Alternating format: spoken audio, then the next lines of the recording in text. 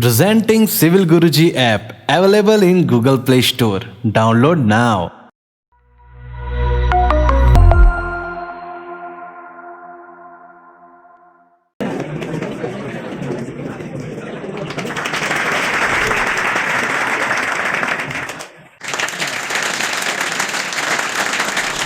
Good afternoon, everyone. Dear dignitaries, I feel immense pleasure and great excitement to introduce you to the team members of Civil Guruji, Civil Engineers Training Center. Civil Guruji was established on 7th June 2018 with single goal to fulfill the major gap between employment and the skill required by the industry. Since last 4 years, Civil Guruji is working on the significance of civil engineers' productivity to the next level where they can analyze the software, real application and its system to extract actual results as well as in the field of practical site execution where they can enhance company's growth with their self-growth with the support. Now, the time to introduce the team members of the today's workshop. Mr. Anand Bharti sir, branch head, Lucknow branch. Sir has done BTech in civil engineering in 2013. Sir has 8 years of experience in construction industries. Till now, sir has trained more than 55,000 engineers, among which more than 500 engineers are from Lucknow city. Now, next one is Mr. Saurabh Mishra, corporate trainer, civil engineering. Sir has done his BTech in civil engineering in 2014. Sir has more than 6 years experience in construction engineering. He has also trained a lot of engineers in offline and online mode. His expertise in construction building, residential and commercial building construction. Now, the last one but not the least, guest of today's workshop is Mr. Vaishnav Niranjan Singh sir.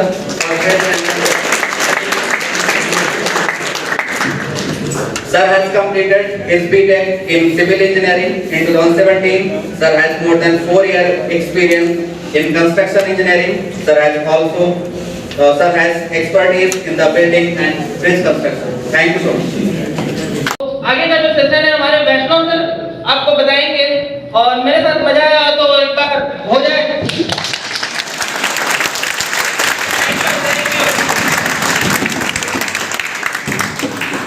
मैं अपना introduction देना चाहता हूँ। मेरा नाम वैष्णव निरंजन सिंह है और मैं जिंदल यूनिवर्सिटी में पढ़ाई किया। फिर उसके बाद मैंने पहले अंडर ब्रिज में काम किया। जॉब मतलब शुरुआत में जॉब लगाना सबके लिए मुश्किल होगा, जैसे कि आप लोग जॉब लगाते हैं तो अभी आपका ये फेज चल रहा है कि कैसे आपको जॉब लगाना है। तो इन सब चीज़ों के बारे में हम लोग सिखाते हैं एक्चुअली कि कैसे कैसे कोई चीज़ें होती हैं। तो मैं अपने जॉब के बारे में पहले आपको बताना चाहता हूँ कि पहले मैंने रेलवे के अंडर ब्रिज का एक काम था उसमें वर्क किया।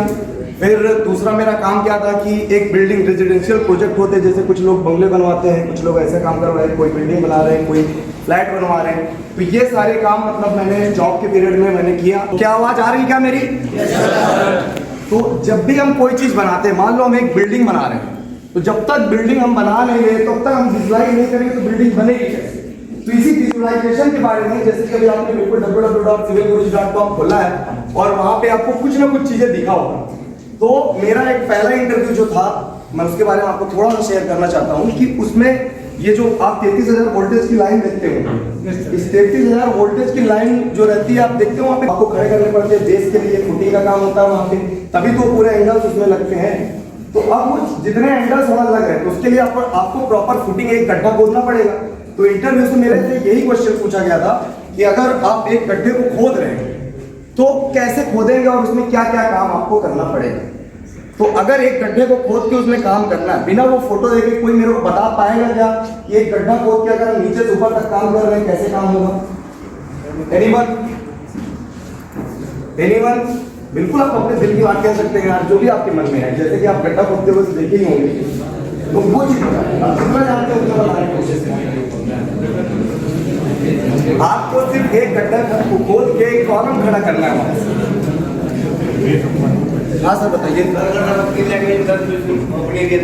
जो कहते हैं गड्ढा करने के बाद पहले उसके नीचे एक बेस बनाते हैं सर, फिर उसमें हाथी पाव एरिया कहते हैं, करके कैसा नहीं पता सर, उसको सर कम से कम 3 फीट या 4 फीट तक उसको एक करके उसको रोक देते हैं, उसके लिए बेस तैयार कर लेते हैं नीचे पे, फिर उस पर कॉलम तैयार करते हैं। ठीक है साहब, बहुत अच्छा। देखिए, दो चीज़ मेरे को पढ़ाना है। एक, मैं आपको थोड़ा सा सब स्ट्रक्चर पार्ट जो आपका नीचे गड्ढे से लेके ये चीज़ें जो आती हैं, एक इसको मेरे को बताना है, और दूसरा मेरे को आपको टेप पढ़ना सिखाना है।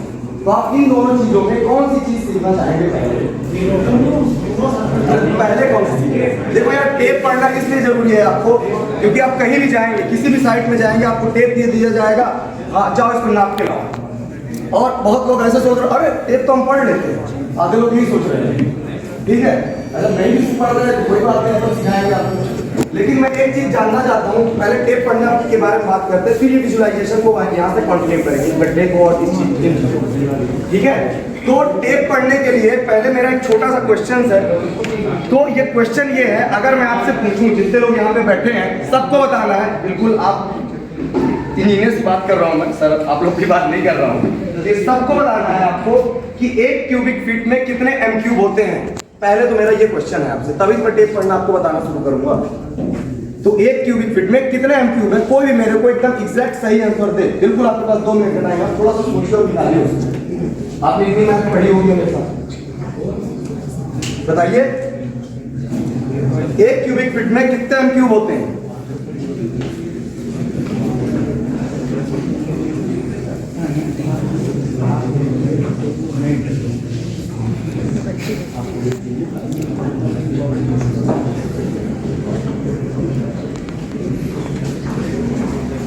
क्या बात कर रहे हो सर, क्यों ऐसे बात कर रहे हो?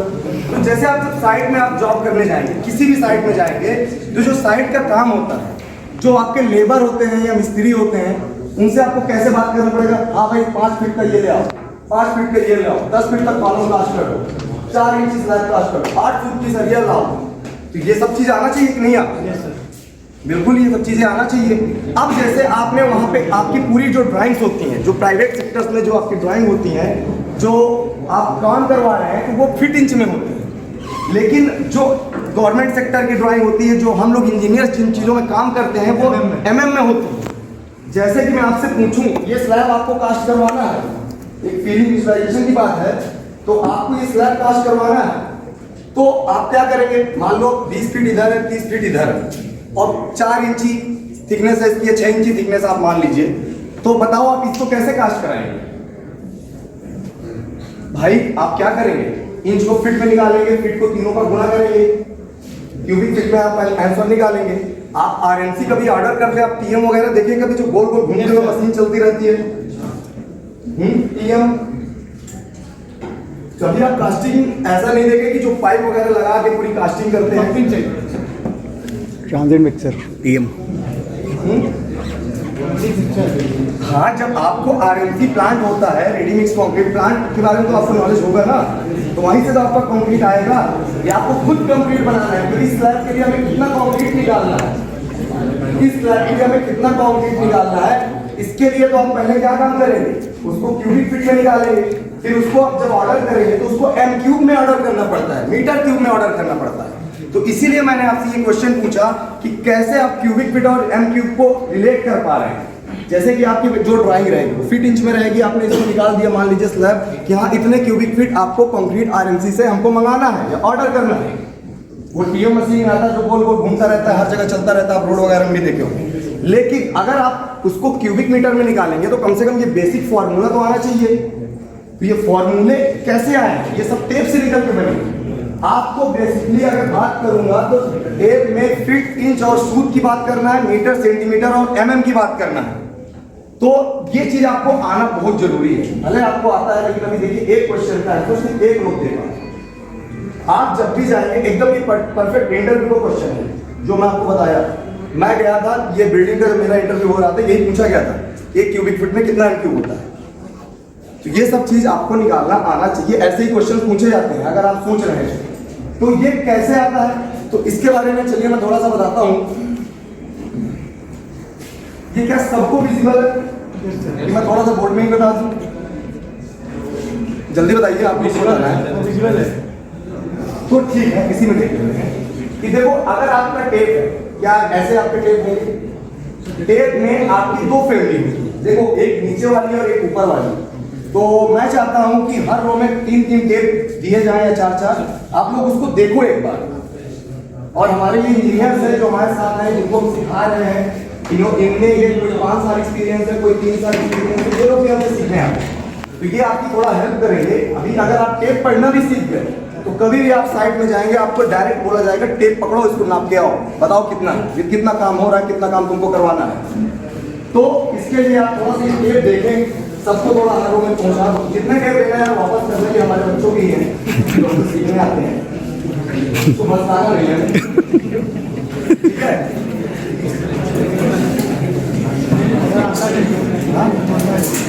आप बिल्कुल आप एक्सपर्ट होंगे, आप एक्सपर्ट हैं।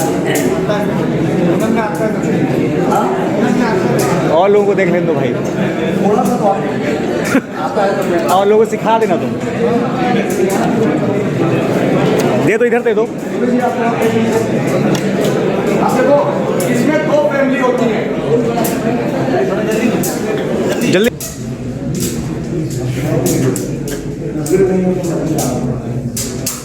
शो दिख रही है, यही बता दो, उसे शो नहीं हो रहा होगा। बोर्ड दिख रहा है क्या सबको? इसमें विजिबल है क्या? ये सेंटीमीटर है ना।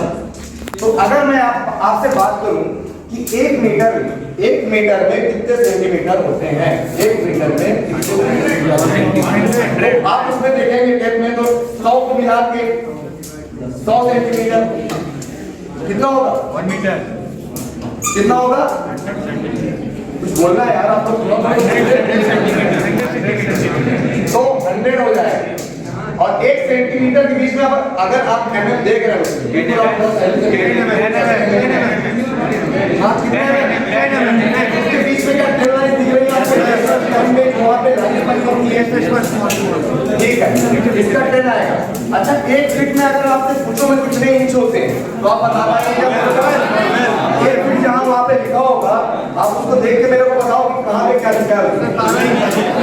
बिल्कुल उसने क्या 12 फ्लोर लिखे होंगे। आप इनसे हेल्प ले सकते हैं जो हमारे साथ आए हैं। हमारे साथ ही 3 महीने से लगातार ट्रेनिंग कर रहे हैं, वो हर चीज क्लियर। आप थोड़ा इनसे सीख लिया अगर तुमको कम आ रहा है, ठीक है। तो उसमें अगर आपसे मैं पूछूं 1 फीट में क्या होगा? 12 इंच। अब देखो फीट को कैसे डिनोट करते हैं। अगर आप फीट लिख रहे हैं यहाँ पे तो 1 फीट ऐसे लिखा जाएगा, इंच कैसे लिखा जाएगा? 1 inch double triple suit 8 foot ऐसे रहेगा। अच्छा सूट वाली फैमिली अगर आप देख रहे हैं 3 इंच में, तो उसमें आपको क्या दिख रहा है?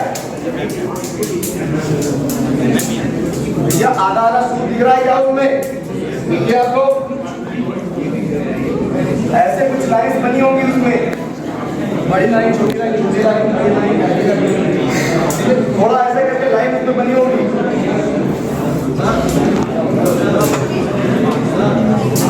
तुम्हें भी थोड़ा सा पॉइंट क्लियर कराइए, दूसरे लोग जहाँ बैठे हैं सिखाओ आप।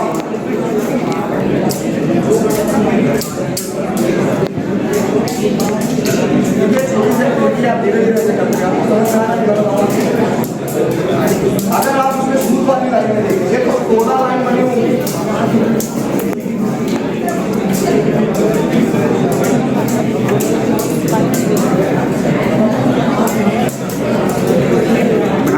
वैष्णो ठीक है।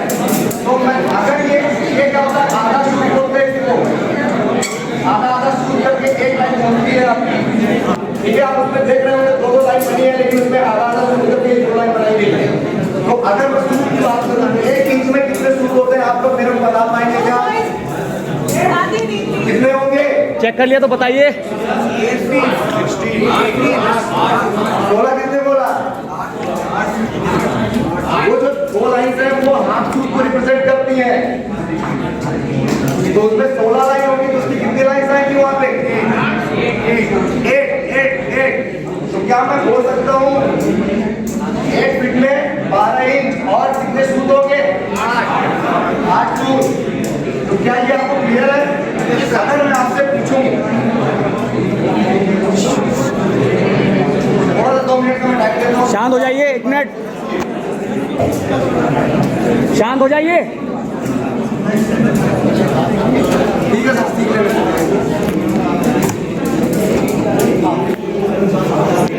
एक्चुअल में ये सही में शो हो रहा होता तो मैं किसी में अच्छे से क्लियर कर देता। अब इसको थोड़ा सा समझने की कोशिश करिए, आप इनसे सीखिए। मौका मिला है, बार बार ऐसा मौका नहीं मिलता है कि आपको कोई ट्रेन आके आपको टेप पढ़ना सिखाए। ये इतनी छोटी चीजें हैं कि लोग सर्च के बारे में पूछते हैं कि आप टेप कैसे पढ़ते हैं। ये क्या होता है? वाली जो लाइन होगी उसमें कितने सूत्र आ रहे हैं?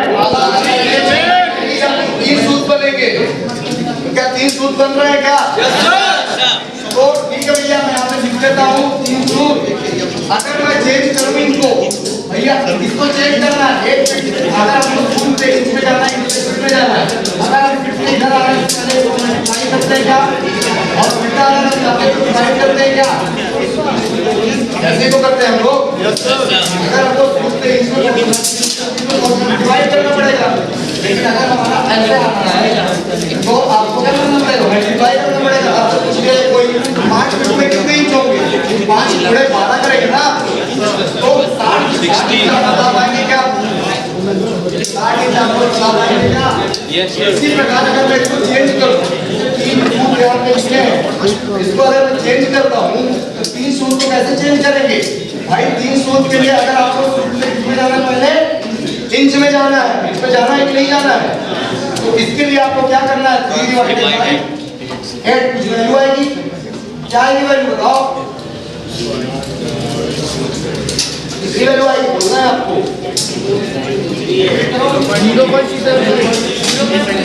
0.375। तो यहाँ किसकी वैल्यू आ गई है? 0.375, जो अब किसमें आ चुकी है? इंच में। समझ लेता है ना मैं ऊपर, इंच में वैल्यू है। तो अब क्या हो गई ये वैल्यू? इसको 3.375, ये पूरी वैल्यू हमारी लिखी नहीं यहाँ पे। अब इस वैल्यू को किस में लेके जाना है? हमको फिट में लेके जाना है। तो इसको कितने से डिवाइड करना चाहिए हमको? 12 को। कितने से? 12 से। तो अब इसकी वैल्यू कितनी आएगी? 0.281। तो यहाँ से हमारा आता है 1 लीटर में 3.281। फिर अब मैंने आपसे क्वेश्चन क्या पूछा था? आपसे पूछा था कि एक क्यूबिक फुट में कितने एमक्यूब होते हैं? ये सबसे ज्यादा यूज होने वाला इंजीनियरिंग में फॉर्मूला है। स्क्वायर फीट स्क्वायर मीटर, आप प्लास्टर नपवा रहे हैं स्क्वायर फीट स्क्वायर मीटर में, टाइल्स खरीदने जा रहे हैं स्क्वायर फीट में आ रही है, ये स्क्वायर मीटर में आ रही है। आप छत की ढलाई करा रहे हैं क्यूबिक मीटर क्यूबिक फीट, ये सब होता है। तो इस टाइप की ये सारी चीजें रहती हैं। तो अगर आपसे मैं पूछूं एक क्यूबिक फीट में, क्यूबिक फीट क्या होता है, ये स्क्वायर फीट क्या होता है? इधर दोनों पक्षों पे क्या हम वर्ग कर देंगे क्या, जैसे बचपन में पढ़ते थे? फिर अपन यहाँ पे बताएंगे 1 मीटर स्क्वायर बराबर, तो ये क्या होगा? 10.75 स्क्वायर फीट। फीट में बात करेंगे 1 मीटर में कितने क्यूबिक फीट होंगे हमारे? तो तीनों का इसका होल क्यूब कर लेंगे क्या आपकी बात? तो 1 एम क्यूब में कितने हो गए? 35.31। ऐसा ही आएगा क्या? 35 को आप करोगे जब 3 बार गुणा करोगे तो इसकी वैल्यू इतनी आएगी। अगर उल्टा करना है, ये क्यूबिक फीट है हमारा, इसको उल्टा ले जाना है, मतलब 1 मीटर में 1 एम क्यूब में, इसको ऊपर लिख रहा हूं इसलिए 1 एम क्यूब में 35.31 क्यूबिक फीट होता है हमारा। अगर आप उल्टा करना है तो 1/35.31, इसको हमने होल क्यूब कर दिया बराबर 1 क्यूबिक फीट में, तो यहाँ ये एम क्यूब में वैल्यू नहीं आ जाएगी हमारी। तो यही वैल्यू मैंने आपसे पूछा था कि 1 एम क्यूब में कितने क्यूबिक फीट है, या 1 क्यूबिक फीट में कितना एम क्यूब? ठीक है, तो कुछ क्लियर हुआ क्या? थोड़ा बहुत टेप पढ़ना सीख पाए क्या? एक्चुअली 4 घंटे की आप क्लास में, अब 4 घंटे की क्लास को मेरे को 10 मिनट में खत्म करना है। तो थोड़ा सा स्पीड आप मैनेज करिए कि आगे पीछे जो हो रहा है थोड़ा जल्दीबाजी हो रहा है, लेकिन आप सीखें। अगर आपको टाइम नहीं दे रहे हैं तो आप हमारे इंजीनियर से सीखे जो हमारे साथ आए हैं। और इन सब के बारे में मैं बताना चाहता हूँ। पहली बात तो इन्होंने आपको कितना दिया है, इनके लिए क्लैप करें।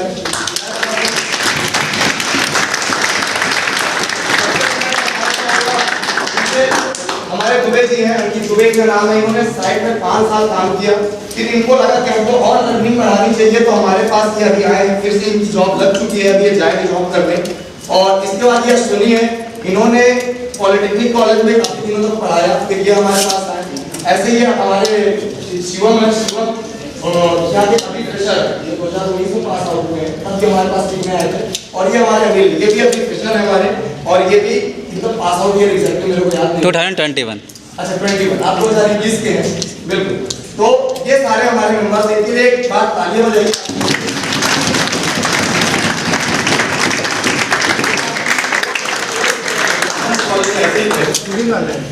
ठीक है, लेकिन थोड़ा सा देखना पड़ेगा, आगे हम चलते हैं कि जैसे कि आप कभी घर बनवाते हैं, आपसे लोग पूछ लेते होंगे कि घर बनवाना है कैसे काम होगा। अब देखो पहले मैं इसका एक रीजन आपको बताता हूं। अगर आप ये चीज कैलकुलेट करना चाह रहे हैं तो आपको कभी वहां ड्राइंग करने में कोई भी काम करवा रहे हैं साइड में आपको प्रॉब्लम नहीं होगी। टेप रीडिंग बहुत जरूरी है, यूनिट कन्वर्जन बहुत जरूरी है, जो भी आप करवा रहे हैं यूनिट कन्वर्जन बहुत ही जरूरी है।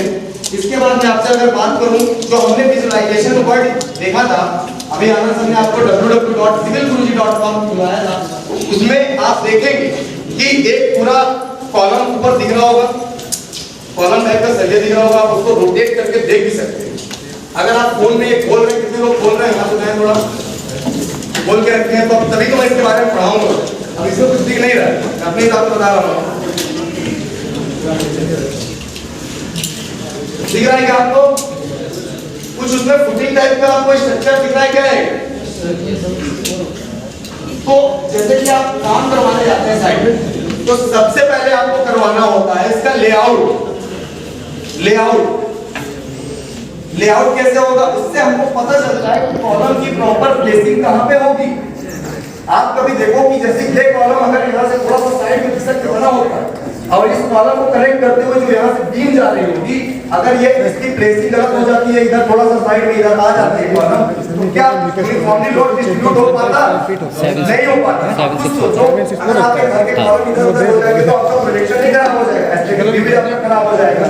तो क्या कॉलम की प्लेसिंग करना बहुत ज्यादा जरूरी है, एकदम सही लेवल पे जहाँ पे हमारा होना चाहिए। तो इसके लिए पहले हम लोग करते हैं लेआउट, इसको बोलते हैं हम लोग सेंटर लाइन लेआउट। और इसको नो डाउट अभी यार इतना जल्दी किसको नहीं बताया जा सकता, सिखाया जा सकता है। लेकिन लेआउट के बाद क्या करते हैं, आप लोग वहाँ चूना की मार्किंग कर देंगे। कोई भी आप अगर प्लॉट देखते होंगे, जैसे आप खुद का कभी घर बनवाए होंगे, जब आप वहाँ पे लोगों को बुलाते हैं तो वहाँ पे चूना की मार्किंग देखे होंगे, कोई जमीन में ऐसी करके कर दी गई। आपने देखा है कि ये चीजें थोड़ा लेआउट, यस सर, चूना की मार्किंग वगैरह देखें, सब जेसीबी आके वहाँ पे पूरा खुदाई कर देती है सर। जेसीबी खुदाई क्यों देखे सर? ठीक है, देखे तो बहुत अच्छी बात है। तो पहले हमको मार्किंग करना पड़ता है, फिर आपका उसको डेप्थ देना पड़ता है कि कितना गहरा गड्ढा आपको खोदना है, तभी तो आपको जेसीबी वाला उतना गहरा गड्ढा खोदेगा। ठीक है, आप देखो जब गड्ढा खोद जाता है, जैसे मान लो 1.5 मीटर गड्ढा खोद गए हैं, तो नीचे हमारा कुछ बेस पार्ट है, तो सबसे पहले उस गड्ढे में क्या करना पड़ता है, सैंड की फिलिंग करनी पड़ती है। क्या मतलब बांटा जा रहा है, समझ नहीं पा रहा फीडबैक फॉर्म है सर।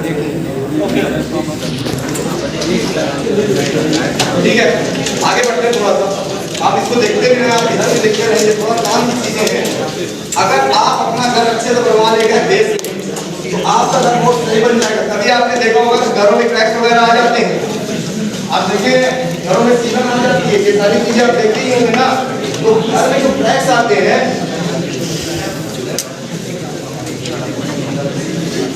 देखो सिविल इंजीनियर की क्लास में भी सीलन आ गई है, ठीक है।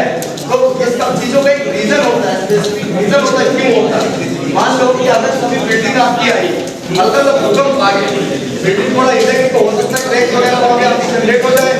लेकिन अगर आप वहां पे सबसे पहले जो लिखा है, अगर आप देखेंगे जो विजुअलाइजेशन बात कर रहे थे सर, इसमें आप देखेंगे तो यहाँ पे सबसे पहले कुछ यहाँ किया गया सैंड फिलिंग की गई है। आपके फोन में ये ज्यादा बेहतर तरीके से शो हो रहा होगा, क्या आप देख पा रहे हैं? कोई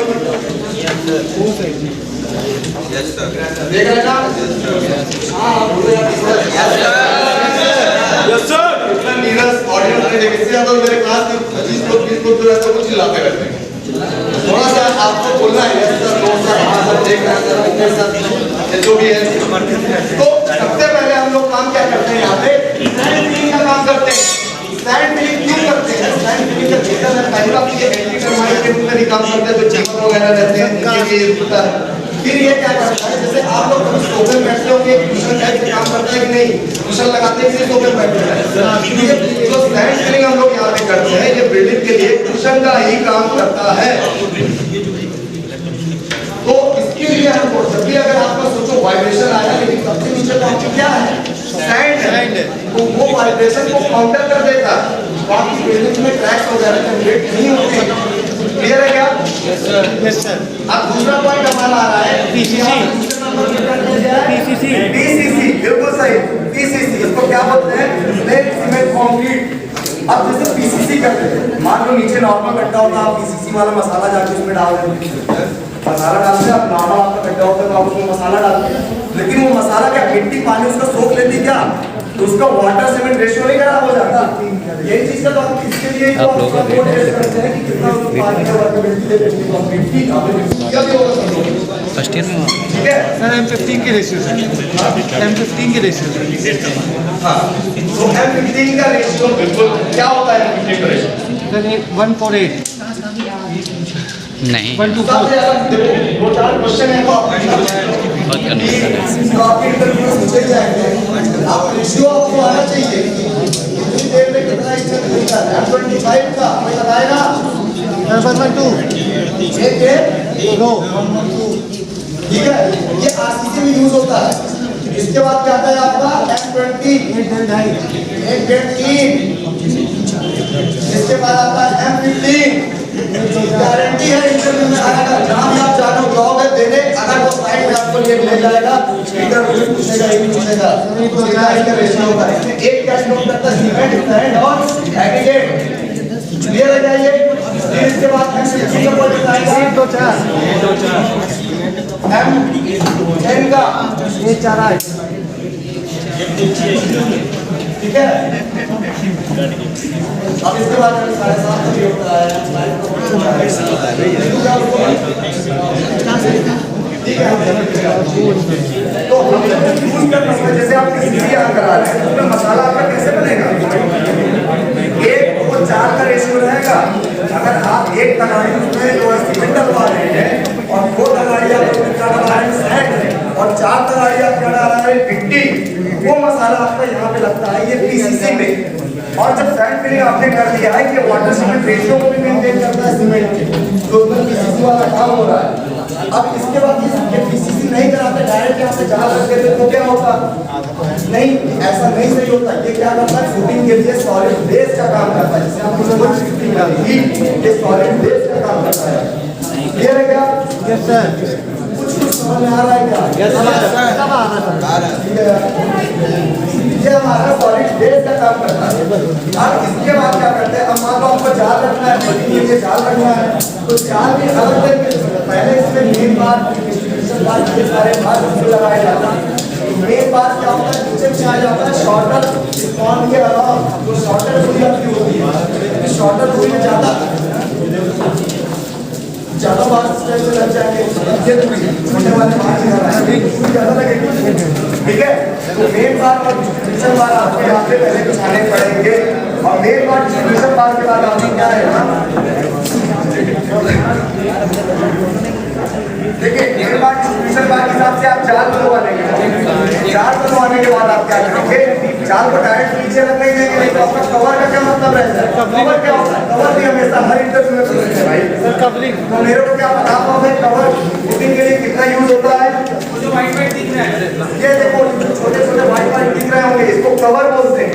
कवर से क्या होता है, आपका जो सरिया है, कवर से क्या होता है, जो आपका सरिया है वो छूट जाता है, उसके चारों तरफ कंक्रीट आके कंक्रीट आ जाता है, यही तो आपका कवर होता है। तो कवर कितना यूज करना चाहिए, कितने mm का फुटिंग के लिए, इसको भी लिखो, फुटिंग के लिए कवर आपका आएगा 50 mm। फुटिंग के बाद क्या आएगा आपका कॉलम, कॉलम के लिए कवर आएगा 40 mm। फिर बीम के लिए आपका कवर कितना आएगा 5 mm, और इसके बाद आपका बीम के बाद स्लैब के लिए आएगा 20 mm।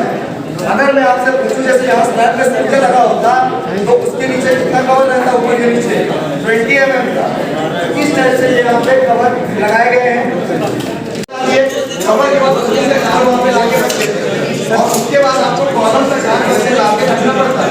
अब कॉलम का कार जैसे ही रखते हैं तो वहाँ पे आपको फुटिंग के लिए कास्टिंग करवाना पड़ता है। आते हैं कंक्रीट का रोप वाली फुटिंग है, रोप वाली जो फुटिंग है इसके लिए आपको कास्टिंग कराना पड़ेगा। पहले नीचे का बेस आपको कराना पड़ेगा, फिर उसके 3 मिनट के लिए करना पड़ेगा, ऊपर के लिए कार्पेट बना देते हैं। ये सारी चीजें अब यहाँ पे मैं तुम्हें बताई नहीं हो पाई। ये बहुत जरूरी है ना, आप किसी घर का बेस बनाना है, जैसे घर का बेस बनता है, दीवार को कोई भी जोड़ लेगा तो लोग खड़े रहते हैं, एक तो धागा लगा के एक तो ये लगा, लेकिन ये बेस बन रहा है, ठीक है। तो इस टाइप से आपको पहले फुटिंग कास्ट करना है, कॉलम कास्ट करना है, ये सारा चीज का विजुअलाइजेशन है। इसमें बहुत सी चीजें जैसे फिगर में आती है, प्रॉपर्टी वगैरह की मदद से क्लासिकल आइटम आ जाते हैं, वो आपको इसी के साथ मैं थोड़ा बात समाप्त करता हूँ, टाइम हमारे पास कम है और मैं माइक को हैंड ओवर करता हूँ सौरभ सर को। ये थोड़ा सा बताएंगे कि हम लोग जैसे अगर जॉब में जाते हैं क्या क्या चीज़ों की रिक्वायरमेंट रहती है, अगर जॉब में आप जा रहे हैं क्या स्किल होंगे, ये सारी चीज़ों के बारे में सौरभ से बताएंगे।